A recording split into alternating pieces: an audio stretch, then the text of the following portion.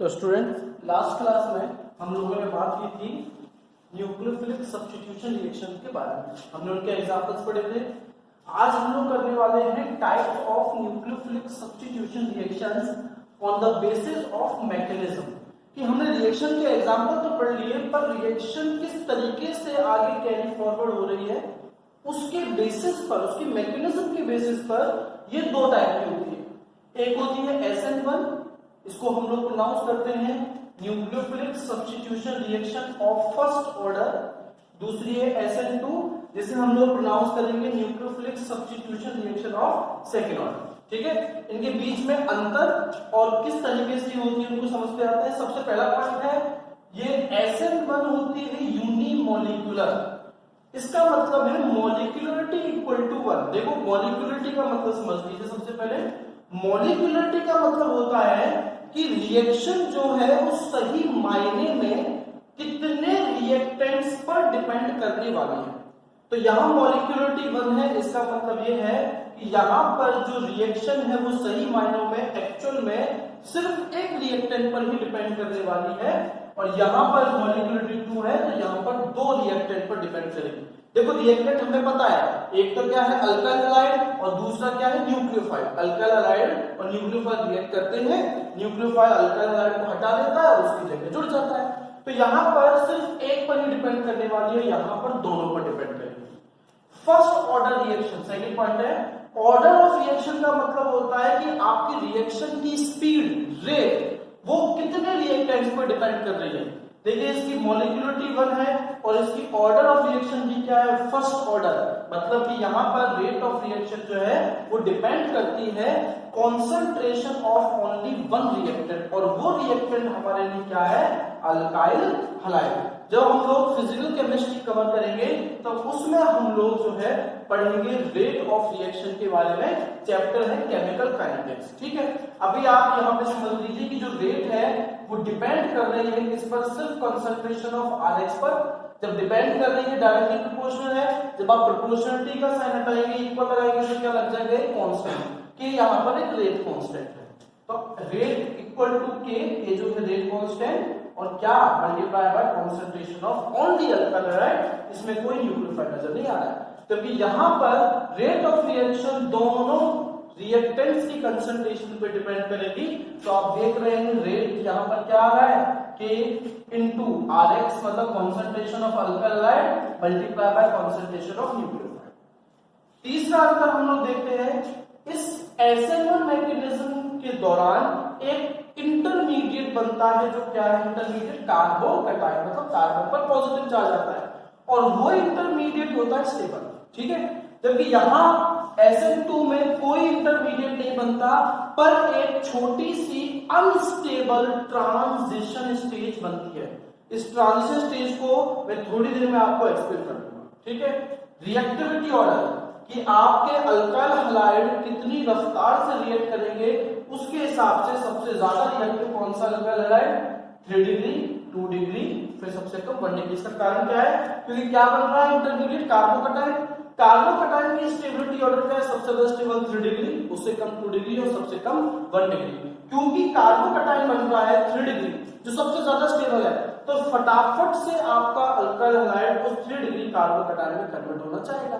जबकि यहां पर रिएक्टिविटी ऑर्डर इसका जस्ट उल्टा है। ऐसा क्यों, अभी मैं आपको एक्सप्लेन कर देता हूं। देखिए, नेक्स्ट जो डिफरेंस है वो बहुत ज्यादा इंपॉर्टेंट है और इसमें आपको पूरी तरह से SN1 और SN2 मैकेनिज्म समझना चाहिए। तो SN1 मैकेनिज्म 2 स्टेप्स में खत्म होती है, जबकि SN2 मैकेनिज्म एक सिंगल स्टेप में ही खत्म हो जाती है। देखिए, सबसे पहले SN1 को समझते हैं। SN1 मैकेनिज्म में 2 स्टेप जो है, उसमें पहली स्टेप की हम लोग बात करते हैं। पहली स्टेप है रिमूवल ऑफ हैलाइड आयन, मतलब जो हैलोजन जुड़ा हुआ है कार्बन से वो क्या हो जाए, अलग हो जाए, या इसी को कह सकते हैं फॉर्मेशन ऑफ कार्बोकैटायन। देखिए कैसे, ये जो हैलोजन है ये कार्बन से जुड़ा हुआ है, और क्योंकि हैलोजन जो है वो कार्बन से क्या इलेक्ट्रोनेगेटिव, तो ये क्या करता है, इलेक्ट्रॉन को अपनी तरफ खींच के रखता है। इस वजह से इस पर पार्शियल नेगेटिव चार्ज आ जाता है और कार्बन पर पार्शियल पॉजिटिव। ये हैलोजन जब यहां से हटेगा, मतलब ये बॉन्ड क्लीव होगा, टूटेगा, तो ये सीधी सी बात है, x जो है कार्बन का इलेक्ट्रॉन ले जाएगा और क्या बन जाएगा x माइनस, और क्योंकि कार्बन ने इलेक्ट्रॉन दे दिया तो कार्बन पे चार्ज क्या आ गया प्लस, तो यहाँ कार्बन पे आ गया प्लस चार्ज, तो ये बन गया आपका इंटरमीडिएट कार्बोकैटायन। सेकंड स्टेप में देखिए क्या होगा, सेकंड स्टेप में इस कार्बन जिस पर पॉजिटिव चार्ज है, अब यहां पर X माइनस हट चुका है, जगह खाली हो गई है, उसकी जगह लेने के लिए कौन आ जाएगा न्यूक्लियोफाइल, और न्यूक्लियोफाइल आकर के जुड़ के इससे क्या बना देगा कंपाउंड। यहां ये फर्स्ट स्टेप है स्लोअर, सेकंड स्टेप है फास्टर। देखिए सेकंड स्टेप फास्टर क्यों है, बहुत ऑब्वियस रीजन है कि यहां इस पर प्लस चार्ज है और न्यूक्लियोफाइल पे चार्ज क्या है माइनस। अगर दोनों अपोजिटली चार्ज है तो दोनों बहुत ज्यादा स्पीड से क्या करेंगे, एक दूसरे की तरफ अट्रैक्ट बॉन्ड फॉर्मेशन के लिए। तो ये स्टेप कैसा बन जाता है फास्टर। तो ये पहली स्टेप में कोई चार्ज ऐसा दिख नहीं रहा था, आपको तोड़ना पड़ रहा था, तोड़ने के लिए एनर्जी देनी पड़ती है, तो इस वजह से स्टेप क्या जाती है स्लोअर। और याद रखिएगा बच्चों, रेट ऑफ रिएक्शन जो है वो सिर्फ और सिर्फ डिपेंड करती है स्लोअर स्टेप पर। अब यहाँ फास्टर स्टेप में न्यूक्लियोफाइल और कार्बोकैटायन आ रहे हैं, पर स्लोअर स्टेप में आप देखेंगे सिर्फ कौन इन्वॉल्व हो रहा है, आपका एल्काइल हलाइड। इस वजह से रेट ऑफ रिएक्शन सिर्फ उसी पर डिपेंड करती है जो स्लोअर स्टेप में पार्टिसिपेट करे, और क्योंकि यहाँ स्लोअर स्टेप में सिर्फ पार्टिसिपेट कौन कर रहा है अल्काइल हलाइड, इस वजह से SN1 मैकेनिज्म की रेट सिर्फ और सिर्फ किसकी कॉन्सेंट्रेशन पे डिपेंड करती है, अल्काइल हलाइड की कॉन्सेंट्रेशन पर। इस वजह से इसको बोलते हैं हम लोग क्या, फर्स्ट ऑर्डर मैकेनिज्म।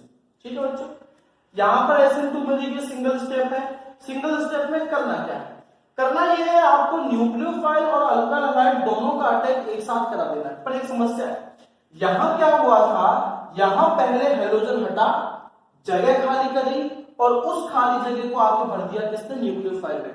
पर यहां क्योंकि ये एक स्टेप में खत्म हो रही है, तो ऐसा नहीं है कि पहले हाइड्रोजन हटेगा और फिर न्यूक्लियोफाइल आके जुड़ेगा, दोनों काम एक साथ होंगे। हाइड्रोजन हटेगा भी और न्यूक्लियोफाइल जुड़ेगा भी। पर हाइड्रोजन अगर अपनी जगह नहीं छोड़ चुका है, अभी जगह नहीं छोड़ी है, तो न्यूक्लियोफाइल उस जगह तो नहीं आ सकता। तो यहां इस वजह से न्यूक्लियोफाइल हाइड्रोजन के जस्ट अपोजिट साइड से, मान लेते हैं बैक साइड से क्या करता है, अटैक। जब ये न्यूक्लियोफाइल यहां पर अटैक करता है बॉन्ड फॉर्मेशन के लिए, तो न्यूक्लियोफाइल देखो बच्चों एक्स्ट्रा इलेक्ट्रॉन लेकर के आ रहा है।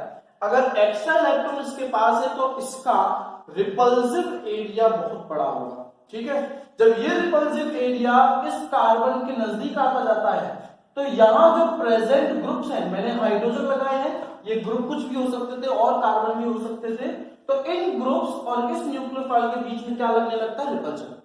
अब जब रिपल्जन लगता है तो मॉलिक्यूल हो जाता है स्टेरिकली हिंडर्ड, अनस्टेबल। तो अब इसको स्टेबल बनाए रखने के लिए ये जो ग्रुप्स, तीन जो ग्रुप मौजूद हैं, ये क्या करने लगते हैं, इस न्यूक्लियोफाइल के पास आते आते अपनी पोजीशन को चेंज करना शुरू करते हैं, जस्ट अपोजिट डायरेक्शन में जाते हैं।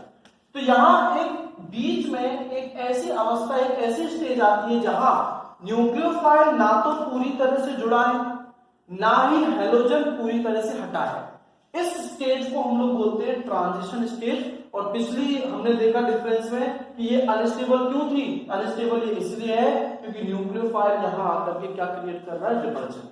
अब होगा क्या बच्चों, अब ये आपका हैलोजन पूरी तरह से हट जाएगा, न्यूक्लियोफाइल पूरी तरह से जुड़ जाएगा, और ये जो तीन ग्रुप हैं ये स्टेबल पोजीशन को गेन कर लेंगे। और वो स्टेबल पोजीशन क्या हो सकती है, जिस पोजीशन पर ये पहले थे जस्ट उसकी अपोजिट पोजीशन को ये ऑक्यूपाई कर लेते हैं। तो देखो नेक्स्ट जो डिफरेंस है वो मैंने लिखा नहीं, वो मैं बता रहा हूं, वो डिफरेंस क्या है। देखिए यहां आप अगर इनिशियल रिएक्टेंट अल्काइल हलाइड और फाइनल प्रोडक्ट को देखें तो दोनों का कॉन्फ़िगरेशन सेम है, एक जैसा ही है। पर यहां अगर आप इनिशियल रिएक्टेंट अल्काइल हलाइड और प्रोडक्ट को देखें तो दोनों का कॉन्फ़िगरेशन एकदम इन्वर्ट है, एकदम उल्टा है। तो अंतर क्या है, यहां होता है रिटेंशन। रिटेंशन का मतलब होता है होल्ड करना, मतलब यहां इसका कॉन्फ़िगरेशन क्या वैसा का वैसा रहा। तो इसमें अगला अंतर क्या है, SN1 में retention of configuration takes place, और इसमें क्या है बच्चों, inversion of configuration takes place. वापस मैं कहता हूं, इसमें है retention, RETANTION, retention, sorry retention of configuration takes place, और इसमें क्या हो जाएगा inversion, INVERSION, inversion of configuration takes place. अब देखिए मैं आपको समझा रहा हूं कि इसका reactivity order 3 degree 2 degree 1 degree था, इसका 1 डिग्री 2 डिग्री और 3 डिग्री क्यों है? देखो बच्चों, क्योंकि यहां पर हैलोजन हटेगा और कार्बोकटाइन बढ़ेगा। कार्बोकटाइन ज्यादा स्टेबल, सबसे ज्यादा स्टेबल कौन होता है 3 डिग्री, तो ज्यादा स्टेबल कार्बोकटाइन बनना चाहिए, है ना, जो स्टेबल होता है वही बनता है। तो इस वजह से सबसे ज्यादा स्टेबल आपका 3 डिग्री 2 डिग्री 1 डिग्री है। तो रिएक्टिविटी ऑर्डर, क्योंकि कार्बोकटाइन कब बनेगा जब ये हैलोजन हटेगा, ठीक है। जितना जल्दी ये हट जाएगा डिपेंड इस पर करता है कि कार्बोकटाइन कितना ज्यादा स्टेबल है। यहां इसका उल्टा था 1 डिग्री 2 डिग्री और 3 डिग्री, ऐसा इसीलिए क्योंकि यहां ट्रांजिशन स्टेज बन रही है। देखो हाइड्रोजन इस समय ये 1 डिग्री, अगर यहां पर एक CH3 ग्रुप जोड़ दो तो क्या बन जाता है आपका, अभी भी 1 डिग्री है, यहां पर एक और जोड़ दो 2 डिग्री, यहां पर जोड़ दो तो 3 डिग्री बन जाता है। देखो न्यूक्लियोफाइल आकर के रिपल्शन लगा रहा था, हाइड्रोजन छोटा था, पर CH3 उसके मुकाबले क्या है, बड़ा है। जितना बड़ा ग्रुप मौजूद होगा न्यूक्लियोफाइल और उसके बीच में रिपल्शन क्या लगेगा, उतना ही ज्यादा। जितना ज्यादा रिपल्शन लगेगा आपकी ट्रांजिशन स्टेज उतनी ही क्या बनेगी, अनस्टेबल। अब कोई रिएक्टेंट थोड़ी चाहता होगा कि वो अनस्टेबल कंडीशन को बनाए, नहीं चाहता ना। इस वजह से अगर ये 3 डिग्री हुआ तो इसकी रिएक्टिविटी बहुत कम होगी, पर अगर ये प्राइमरी 1 डिग्री हुआ तो इसकी रिएक्टिविटी ज्यादा हो जाएगी, ठीक है। तो ये आपका बेसिक डिफरेंस था between SN1 and SN2 mechanism. Overall हम कह सकते हैं कि आपके न्यूक्लियोफाइल के जुड़ने के 2 तरीके हो सकते हैं। एक तरीका ये कि पहले न्यूक्लियोफाइल हैलोजन को हटाए, जगह खाली हो जाए, फिर उसकी जगह को ले ले। अगर ऐसा करता है तो SN1 मैकेनिज्म है। या फिर दूसरा तरीका क्या है कि न्यूक्लियोफाइल आए पर दूसरी साइड से आकर के क्या करे, अटैक करे, और ऐसा करते टाइम वो खुद तो जुड़ता जाए और हैलोजन को हटाता जाए।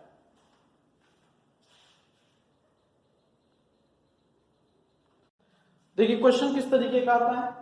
क्वेश्चन आता है जिस तरीके से लिखा गया है कि आपको 3-4 ऑप्शन दे दिए जाएंगे और बोला जाएगा कि इंक्रीजिंग या डिक्रीजिंग ऑर्डर लिखिएगा रिएक्टिविटी का टुवर्ड्स किस टाइप की रिएक्शन के लिए।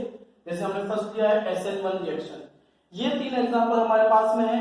अब SN1 रिएक्शन की रिएक्टिविटी हमें ध्यान है कि भाई सबसे ज्यादा रिएक्टिव कौन सा था, 3 डिग्री, और सबसे कम 1 डिग्री। तो इंक्रीजिंग का मतलब छोटे से बढ़ते क्रम में, तो सबसे पहले वो हमें बताना है जो सबसे कम रिएक्टिव है 1 डिग्री, उसके बाद जो सबसे ज्यादा है 2 डिग्री, उसके बाद जो उससे भी ज्यादा वो क्या है 3 डिग्री, ठीक है। ऐसे SN2 के लिए ये यही सेम ऑप्शन रखे हैं हमने। इसका ऑर्डर हमें याद क्या रखना है कि जस्ट उल्टा है, मतलब कि सबसे कम रिएक्टिव आपका 3 डिग्री, उससे ज्यादा रिएक्टिव 2 डिग्री, और उससे भी ज्यादा रिएक्टिव क्या हो जाता है आपका 1 डिग्री। एक और क्वेश्चन, आपको यहाँ पर डिग्री सेम रखा है, मतलब सबको तीनों को 1 डिग्री रखा है, बस हाइड्रोजन अलग अलग कर दिया गया है। देखो क्योंकि इस रिएक्शन के दौरान हाइड्रोजन हट रहा है, जितना जल्दी हाइड्रोजन हटेगा उतना ही जल्दी क्या कर जाएगा, आपका अल्काइल हैलाइड रिएक्ट कर जाएगा। और सीधी सी बात है, हैलोजन का साइज बड़ा है तो उसकी बॉन्ड डिसोसिएशन एंथैल्पी कम होगी और वो उतना ही ज्यादा क्या होगा, रिएक्टिव। तो इस वजह से सबसे बड़ा साइज आयोडीन का है, उससे कम Br और उससे कम Cl। देखिए अगले टाइप का इसमें क्वेश्चन क्या आता है, आपको एक रिएक्शन लिख दी जाएगी और उसकी मैकेनिज्म पूछी जाएगी। तो सबसे पहले आपको ये पहचान लेना है कि ये रिएक्शन एक अल्काइल हैलाइड की रिएक्शन है, और एक्वस KOH हमने एग्जांपल किसके में पढ़ा था, टाइप्स ऑफ या एग्जांपल्स ऑफ न्यूक्लियोफिलिक सब्स्टिट्यूशन में। तो मतलब ये न्यूक्लियोफिलिक सब्स्टिट्यूशन है, तो आपको पहचानना पड़ेगा कि भाई न्यूक्लियोफिलिक सब्स्टिट्यूशन भी 2 तरीके से होती थी। तो ये डिपेंड किस पर करता है, अल्काइल हैलाइड पर। अगर आपका अल्काइल हैलाइड हुआ 3 डिग्री तो सीधी सी बात है सबसे ज्यादा रिएक्टिव 3 डिग्री कब होता था, SN2 में या SN1 में, SN1 में। तो फिर ये आपका रिएक्शन जाएगी थ्रू SN1 रिएक्शन। पर अगर इसी की जगह वो आपको 1 डिग्री प्रोवाइड कर देता तो फिर वो किसके थ्रू जाती, तो वो जाती आपकी किसके थ्रू, SN2 के थ्रू, तो आप उसके SN2 बनाते। तो यहाँ पर हमने लिखा है कि अल्काइल 3 डिग्री है तो फ्री SN1 से जाएगी। अब SN1 की हमें पता है मैकेनिज्म, ये भाई 2 स्टेप में खत्म होगी। पहली स्टेप तो क्या है, रिमूवल ऑफ हैलाइड आयन, तो यहाँ पे हमने हैलाइड आयन को हटा दिया और कार्बोकटाइन बना दिया। और सेकंड स्टेप क्या है, अटैक ऑफ न्यूक्लियोफाइल। अब न्यूक्लियोफाइल आपको Nu माइनस ना लिख के पहचानना है कि भाई H+COH कौन सा न्यूक्लियोफाइल प्रोवाइड करेगा, OH माइनस। तो इसलिए हमने यहाँ पे क्या लिखा है, OH माइनस, और अटैक करके आपको क्या बना देगा ये alcohol.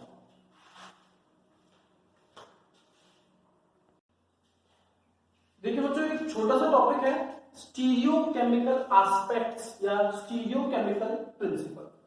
Stereochemistry belongs to the rotation of a PPL, plane polarised light. पहले पीपीएल का मतलब समझ लेते हैं। एक ऐसी लाइट जिसके पार्टिकल्स का वाइब्रेशन, सारे पार्टिकल्स का वाइब्रेशन एक ही सेम प्लेन के अंदर होता है, उसी को हम लोग क्या बोलते हैं, प्लेन पोलराइज्ड लाइट। ठीक है, किसी भी ऑर्डिनरी नॉर्मल लाइट का हमने माना वाइब्रेशन हर डायरेक्शन में है, पर अगर इस ऑर्डिनरी लाइट को निकोल प्रिज्म, जो कि कैल्शियम कार्बोनेट के क्रिस्टल्स का एक स्पेशल प्रिज्म होता है, अगर उस लाइट को निकोल प्रिज्म से पास किया जाए तो वो किस में कन्वर्ट हो जाती है, प्लेन पोलराइज्ड लाइट में। आप देख सकते हैं डायग्राम में सारी की सारे पार्टिकल्स हमने एक ही प्लेन में वाइब्रेट करते हुए नजर दिए। अब जब इस पीपीएल को हम कुछ कंपाउंड्स के एक्वस सॉल्यूशन से पास करते हैं, तो कुछ कंपाउंड्स ऐसे होते हैं जिनका एक्वस सॉल्यूशन इस प्लेन पोलराइज्ड लाइट को रोटेट कर देता है, मोड़ देता है एक स्पेसिफिक एंगल पर। ऐसे कंपाउंड्स जो कि प्लेन पोलराइज्ड लाइट को रोटेट कर सकते हैं, उनको हम लोग बोलते हैं ऑप्टिकली एक्टिव कंपाउंड्स, और जो ये काम नहीं कर सकते उनको क्या कहेंगे, ऑप्टिकली इनएक्टिव कंपाउंड्स। अब देखो बच्चों, रोटेशन की तो डायरेक्शन पॉसिबल है, हो सकता है प्लेन पोलराइज्ड लाइट को आपके एक्वस सॉल्यूशन क्लॉकवाइज डायरेक्शन में रोटेट कर दे।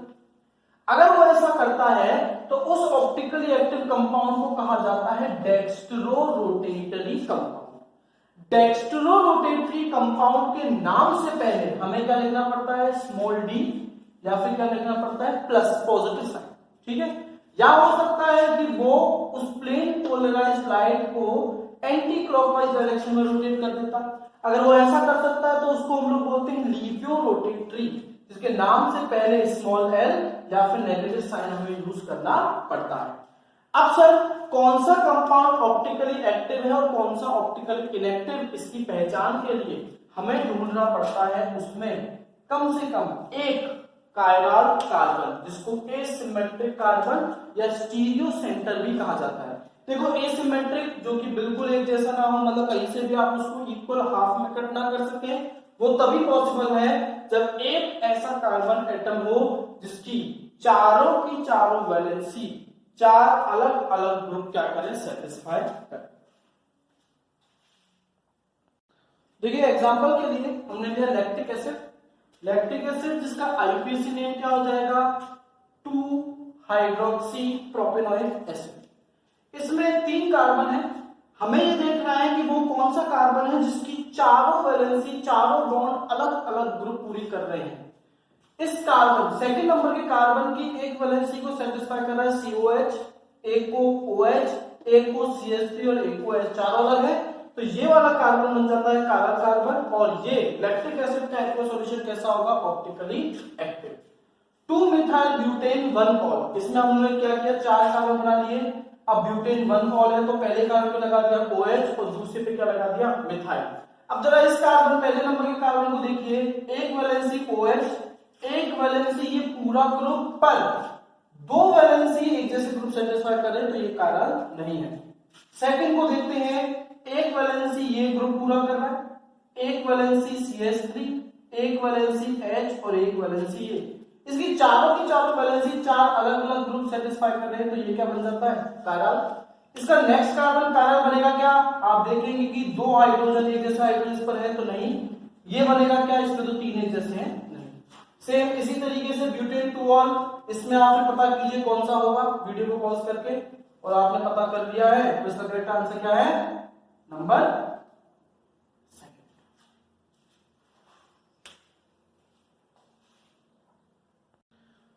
देखिए बच्चों, एक हमारे पास इसी में डेफिनेशन है इनेंशियोमर्स। इनेंशियोमर्स वो स्टीरियो आइसोमर्स होते हैं। स्टीरियो आइसोमर का मतलब समझ लीजिए, ऐसे मॉलिक्यूल्स जिनका मॉलिक्यूलर फॉर्मूला तो सेम हो, पर उनका ऑप्टिकल रोटेशन अलग डायरेक्शंस में हो, ठीक है। ऐसे स्टीरियो आइसोमर्स जिनका जो एक दूसरे की मिरर इमेजेस हो पर एक दूसरे पर सुपर इम्पोज ना हो, नॉन सुपर इम्पोजेबल हो, मतलब एक दूसरे को पूरी तरह से कवर या ढक ना पाए, उन्हें हम लोग क्या बोलते हैं, इनेंशियोमर्स। इसका मतलब ये है ये मॉलिक्यूल्स एकदम मॉलिक्यूलर फॉर्मूला एक जैसे होते हैं, पर दोनों मॉलिक्यूल्स का पीपीएल के रोटेशन की डायरेक्शन अपोजिट होती है, पर एंगल क्या होता है, सेम। फॉर एग्जांपल हमने ब्यूट-टू-ऑल, पहले तो ये चेक किया कि भाई ब्यूट-टू-ऑल जो है ऑप्टिकली एक्टिव है या नहीं, उसमें क्योंकि कार्बन है तो ऑप्टिकली एक्टिव हुआ। ये हमने ब्यूट-टू-ऑल बनाया टेट्राहेड्रन, इसकी मिरर इमेज इसके जब सामने हम लोग बनाएंगे तो इसमें अगर OH राइट साइड में है तो आप देख रहे हैं इसमें OH कहां जाएगा, लेफ्ट हैंड साइड में। तो ये एक दूसरे की मिरर इमेजेस हैं। मान लिया अगर ये पहला वाला डेक्स्ट्रो रोटेटरी है तो आप इसके नाम के सामने क्या देखेंगे, डी, नाम हो जाएगा डी ब्यूट-टू-ऑल। इसकी मिरर इमेज जो होगी वो ऑप्टिकली क्या होगी, एक्टिव होगी, कार्बन है, प्लस उसका सेम एंगल ऑफ रोटेशन होगा, पर अगर ये क्लॉकवाइज डायरेक्शन में रोटेट कर रहा था तो ये रोटेट करेगा एंटी क्लॉकवाइज डायरेक्शन में, बिल्कुल हमारे लेफ्ट और राइट हैंड की तरह। हमारा लेफ्ट और राइट हैंड एक दूसरे की हूबहू मिरर इमेज है, पर जब हम लोग एक दूसरे को इनको उठा के एक के ऊपर एक रखते हैं तो ये पूरी तरह से सुपर इम्पोज नहीं कर पाता, ढक नहीं पाता, वरना आपको मेरा ये थंब नजर नहीं आता। तो ऐसे कंपाउंड जो ऑप्टिकली एक्टिव हो, आपके स्टीरियो आइसोमर्स हो, उनका एंगल ऑफ रोटेशन सेम हो, पर उनके एंगल की डायरेक्शन एक दूसरे से एकदम क्या हो, अपोजिट, उनको हम लोग क्या बोलते हैं, इनेंशियोमर्स। देखिए स्टीरियो केमिकल प्रिंसिपल्स में नेक्स्ट जो हमें पढ़ना है, नेक्स्ट टॉपिक है रेसिमिक मिक्सचर। एक ऐसा मिक्सचर जिसमें दो इनेंशियोमर्स हो, मतलब दोनों का ऑप्टिकली एक्टिव रोटेशन सेम हो पर डायरेक्शन क्या हो, डिफरेंट, पर वो इक्वल प्रोपोर्शन में पाए जाए। भाई देखो अगर इक्वल प्रोपोर्शन में मान लो दोनों इनेंशियोमर्स के 50-50 मॉलिक्यूल हैं, हर एक मॉलिक्यूल का स्पेसिफिक रोटेशन मान लिया हमने 1 डिग्री, तो टोटल आपका डेक्स्ट्रो की वजह से रोटेशन हो जाता है +50, और उतने ही अमाउंट में आपका लिवियो भी है तो -50, तो ओवरऑल रिजल्टेंट क्या आएगा आपका 0। ऐसे मिक्सचर को बोलते हैं रेसिमिक मिक्सचर। और जब आप एक normal ordinary optically active mixture को कन्वर्ट कर देते हैं रेसिमिक मिक्सचर में, तब उस प्रोसेस को कहा जाता है रेसिमाइजेशन। देखो रेसिमिक मिक्सचर के नाम से पहले हमें लिखना होता है Dl, क्योंकि उसमें डेक्स्ट्रो लिवियो दोनों है, और क्योंकि D को आप प्लस और लिवियो को आप माइनस साइन से रिप्रेजेंट कर सकते हैं, तो आप रेसिमिक मिक्सचर के नाम से पहले प्लस माइनस भी लिख सकते हैं, ठीक है। देखो किसी ऑप्टिकली एक्टिव मॉलिक्यूल के एक्व सॉल्यूशन को रेसिमिक मिक्सचर में तब्दील करना है रेसिमाइजेशन। जैसे आपके पास एक मॉलिक्यूल था, उसके इनेंशियोमर भी मौजूद थे मिक्सचर में, पर डेक्स्ट्रो है 50 और लिवियो है 40, तो ऑप्टिकली वो एक्टिव होगा पूरा का पूरा। पर अगर मैं उसमें 10 लिवियो वाले डाल दूं तो अब क्या होगा, अब वो नॉर्मल मिक्सचर जो है optically active mixture racemic mixture में बदल जाएगा। इसी प्रोसेस को बोलते हैं रेसिमाइजेशन। रेसिमाइजेशन एक और तरीके से समझाया जा सकता है, जैसे ये हमारे पास एक मॉलिक्यूल का अल्काइल हैलाइड, ये हमने डिफरेंट तरीके की बॉन्ड से बनाया है, मतलब अलग अलग प्लेन्स में अलग अलग बॉन्ड जो है वो अलग अलग डायरेक्शन में। अब आपका वाई अटैक करना है न्यूक्लियोफाइल, दो पॉसिबिलिटीज SN1 या SN2। अगर वो SN2 को फॉलो कर गया तो इन्वर्जन हो जाएगा, आप देख सकते हैं एकदम अपोजिट डायरेक्शन हो गई, अपोजिट हो गया। और अगर SN1 हुआ तो क्या हो जाएगा, टेंशन हो जाएगा। अगर B और A दोनों इक्वल अमाउंट में हो जाएं तो इसको हम लोग क्या बोलते हैं, रेसिमाइजेशन, ठीक है। अब एक इंपॉर्टेंट पॉइंट ये कि रेसिमाइजेशन जो है या रेसिमिक मिक्सचर कभी भी SN2 मैकेनिज्म से नहीं बनाया जा सकता, हमेशा किससे बनाया जाएगा, SN1 से। इसका कारण समझिए, ये आपका रिएक्टेंट है, इसकी आपको मिरर इमेज बनानी है। भाई इसकी मिरर इमेज जब आप बनाएंगे तो वो ऐसी बनेगी कि वो ये दोनों एक दूसरे पर नॉन सुपर इम्पोजेबल हो जाए, ठीक है। तभी तो क्या होगा, तभी तो इनेंशियोमर्स बनेंगे। पर अगर इसका कॉन्फ़िगरेशन उल्टा हो गया ये, और फिर आप इसकी मिरर इमेज बनाएंगे तो ये